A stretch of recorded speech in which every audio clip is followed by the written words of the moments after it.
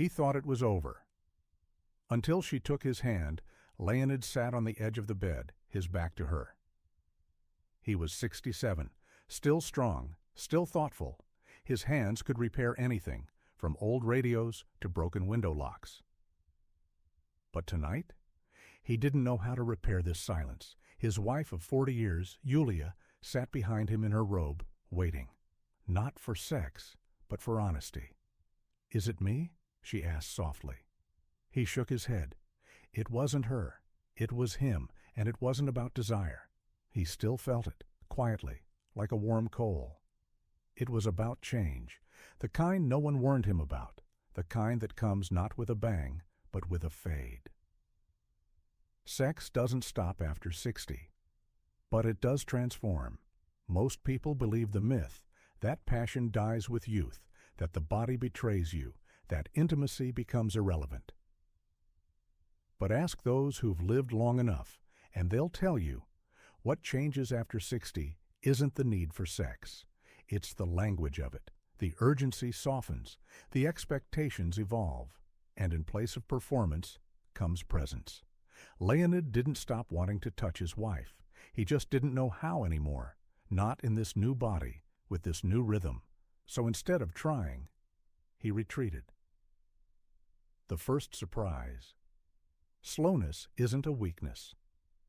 It's the gateway one evening, without planning to. Yulia reached for his hand, not with seduction, with curiosity, and Leonid didn't resist. They sat that way for a while, two hands in silence. Then, gently, she asked, "Would it feel okay if we just lay close tonight?" He exhaled, and for the first time in months, they touched, chest to back, breath to breath. It wasn't sex, but it was intimacy. And what followed over the next few weeks was something no pill could create. A slow return. The unspoken changes in a man's body. After 60 men talk about losing erections, about shrinking stamina, about lower testosterone, but they rarely talk about the fear of not pleasing, the shame of slowing down, the grief of not being who I was. Leonid felt it all. Erections took longer. Arousal was quieter. His body didn't surge the way it once did. And climax, less predictable, sometimes absent. But beneath all that loss was a whisper of something else. Space. To feel, to explore, to reconnect, not with a fantasy, but with a real woman, his wife, his partner, the person who still wanted him. When sex becomes conversation, not performance. What changed between them wasn't just biology, it was permission. They stopped performing and started speaking, not just with words, but with touch without destination, eye contact that lingered, kisses that meant I'm here, not I want. And in that stillness, Leonid discovered something he hadn't known he was missing, being desired for who he is, not for what he could do. And when that returned, so did everything else. The question no one asks out loud, what if sex after 60 isn't worse? What if it's better? Not because your body is the same. It isn't, but because yourself is clearer. There's less shame, less rush, less pretending, and far more truth. Leonid learned that, and he learned it in her arms. Next, we meet Larysa. She's 63, divorced, and terrified to start over, not because she doesn't want intimacy, but because she's not sure if her body still knows how. But what she discovers through a stranger's laugh, a mirror, and one daring question changes everything. She feared the mirror more than the men. Larysa stood in front of the mirror, holding a dress she hadn't worn in years. It was soft, floral, with a gentle V at the neckline.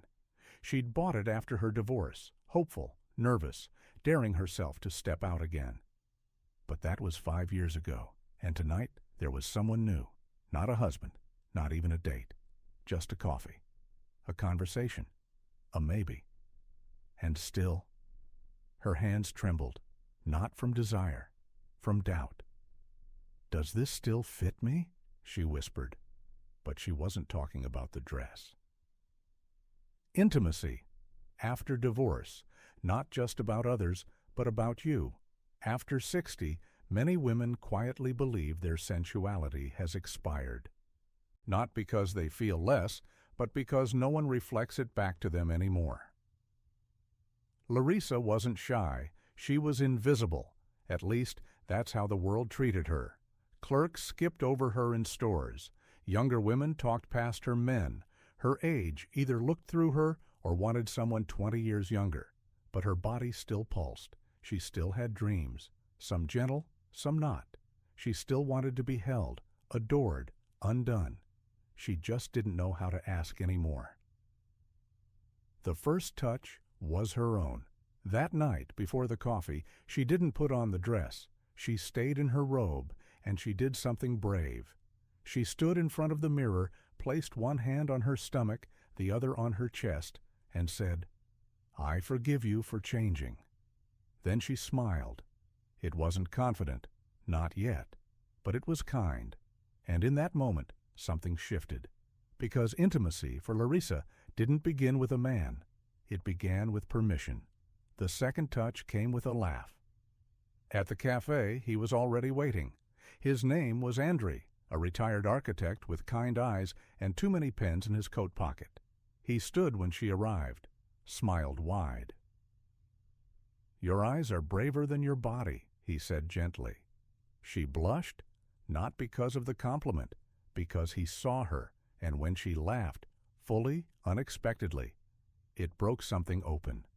Not in him. In her, the part of her that thought no one would ever see her again.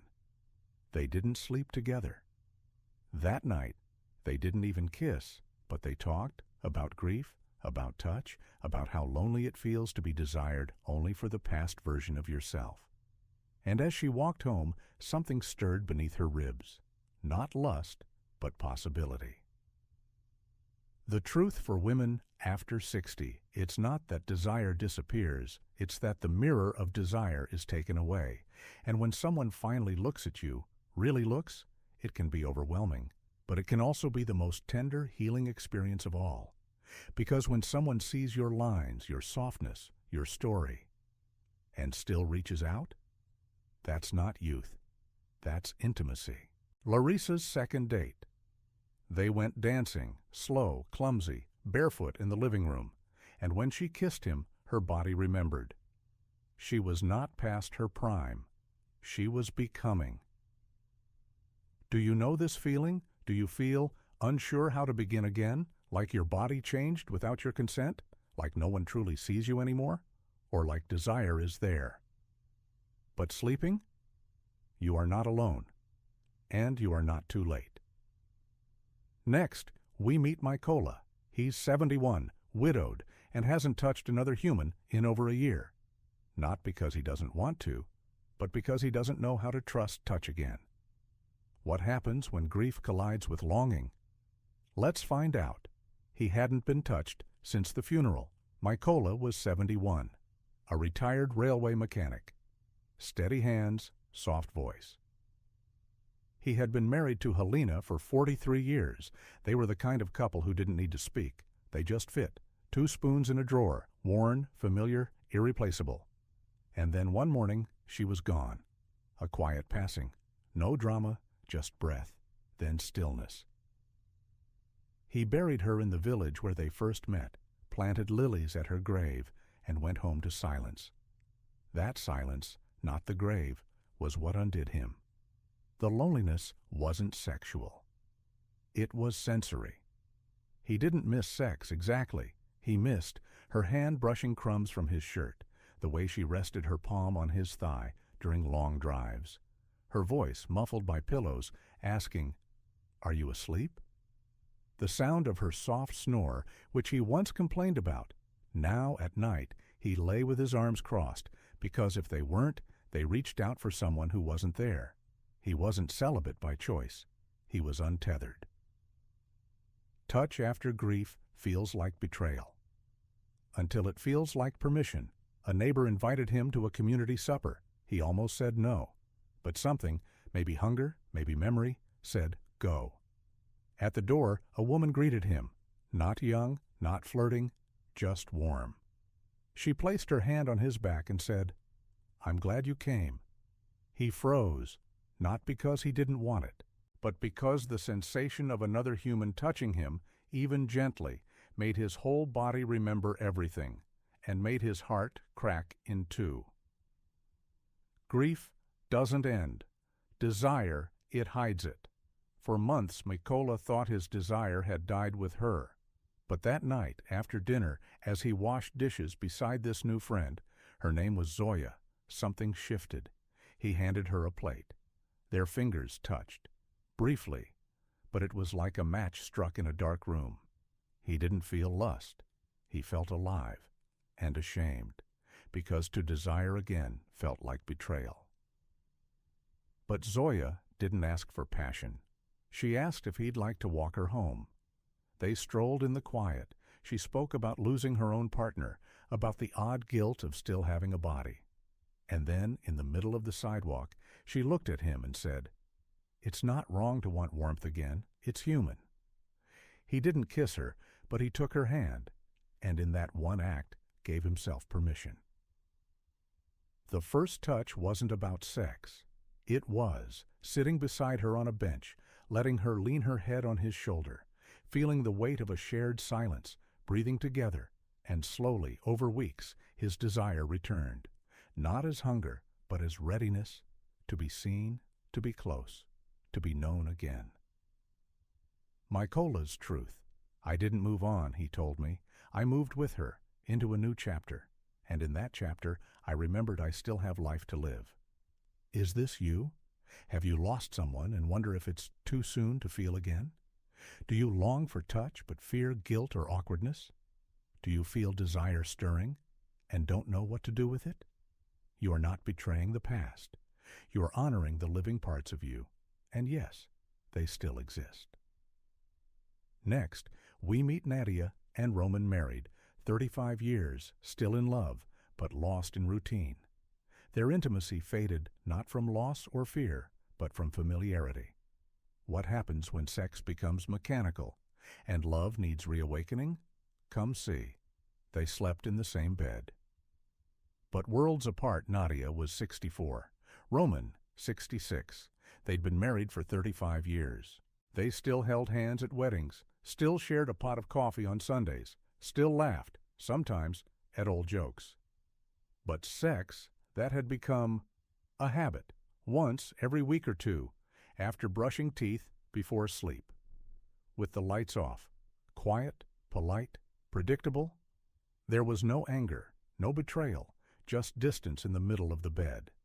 Nadia once described it like this: "It's like we're touching without reaching." The danger isn't conflict, it's comfort without connection. Many couples fear fighting, but silence? That's the slow killer. Roman loved her, deeply, but somewhere in the years of routine, raising children, paying bills, checking lists, he stopped noticing her. He stopped asking, "What are you like now?" He stopped being curious, and so did she. It took a stranger's glance to wake the mirror. Nadia was in line at the pharmacy one day when a man smiled at her. He didn't say anything inappropriate, just held her gaze a little longer than expected. It startled her because it wasn't flirtation. It was recognition. She came home and looked at herself in the mirror, and for the first time in years she asked, "What do I want?" Not as a wife, not as a mother, as a woman. They didn't need a spark. They needed a shift. That night, instead of crawling into bed silently, she turned to Roman and asked, "When was the last time you kissed me without rushing?" He looked up from his book, confused, then quiet. He didn't answer. He acted. He closed the book, took off his glasses, sat up, and kissed her. Not perfectly, not hungrily, but intentionally. The rediscovery began with presence. Over the next few days, they did small things differently. Lit a candle during dinner, sat on the couch instead of separate chairs, took a walk without phones, kissed for 30 seconds without it leading anywhere, asked each other what still felt good and what didn't, and slowly their bodies began to respond, not with fireworks, with warmth, with awareness, with the sense that this person beside me is still new. The myth of aging intimacy. We're told sex after decades becomes dull, but in truth, it becomes honest. If you let it, and that honesty, that shared vulnerability, can be more electric than anything youth offers. Roman and Nadia didn't rekindle passion, they rekindled attention. And from that, everything else followed. Their new ritual. Once a week, they take turns planning an evening of touch. It doesn't have to be sex. It can be massage, foot rubs, slow dancing, storytelling in bed. But it's intentional, because desire doesn't die. It dries out, and attention is the water it needs. Do you know this drift? Do you still love your partner, but feel less alive with them? Has sex become routine, or quietly disappeared? Do you long to be seen again, not just helped and hugged? You are not ungrateful. You're ready. Ready to make space for something new, even with the same person. Next, we circle back to Leonid, the man who thought it was over, to Larysa, the woman who feared the mirror, to Mykola, who touched again through grief, to Nadia and Roman, who chose attention. They've all come full circle, and in our final chapter, we'll reflect on what sex after 60 really is. Not a performance, but a return. Shall we complete this journey? What if sex after 60 is the most honest sex of all? Leonid thought his body had failed him. Larysa feared her body had forgotten how. Mykola believed his desire had died with her. And Nadia and Roman? They had simply fallen asleep in the same bed, unaware they could wake up differently. But what if none of them were broken? What if, instead, they were standing at the edge of something more true than what came before? Youthful sex is often about proof. Am I good enough? Am I wanted? Can I perform? But sex in later life asks different questions. Can I stay present? Can I be seen? Even with my softness, my slowness, my scars? Can I love without performance? It is not about conquest. It is about communion. A return, not a rehearsal. Each story you've heard, Leonid, Larysa, Mykola, Nadia, Roman, they didn't return to their old selves. They stepped into a new chapter. Where touch doesn't rush, desire isn't forced, erection or climax aren't the goal. And conversation, eye contact, laughter, and slowness are the real foreplay. They made love with their life experience, and that made it richer than anything they knew at 25. The quiet gifts of intimacy. After 60, you begin to realize laughter during sex is more intimate than moaning. Being seen fully clothed can feel more vulnerable than being naked. Holding hands in silence can spark deeper warmth than a one-night stand ever could. You are not just a body. You are a history. And sex now is not about proving your worth. It's about celebrating your journey. What does this mean for you? If you're watching this, ask yourself, am I afraid to be touched, or simply afraid to be seen in this new body? Do I miss sex, or do I miss connection, laughter, shared breath? Is there still a part of me longing to be unwrapped, slowly, respectfully, with wonder? Because that part of you is not gone. It's not too late. It's waiting. This isn't advice. It's permission to rediscover, to ask new questions, to stop performing, to invite your partner or yourself into a new kind of intimacy. One built not on perfection, but on presence. A final thought from Dr. Whitman. My patients have taught me more about sex than any textbook ever could. They've shown me that after 60, intimacy is slower but deeper. Sex is less frequent but more felt. And love, real love, wears lines, breathes softly, and stays when the lights are on. So wherever you are in your journey, remember this: you are not broken, you are not expired, you are becoming. And yes, you are stronger with time. If this video spoke to you, please like, comment. Even one word like alive or returning Subscribe for more stories that honor age, intimacy, and truth. Together, we are not aging. We are deepening. With warmth and gratitude, Dr.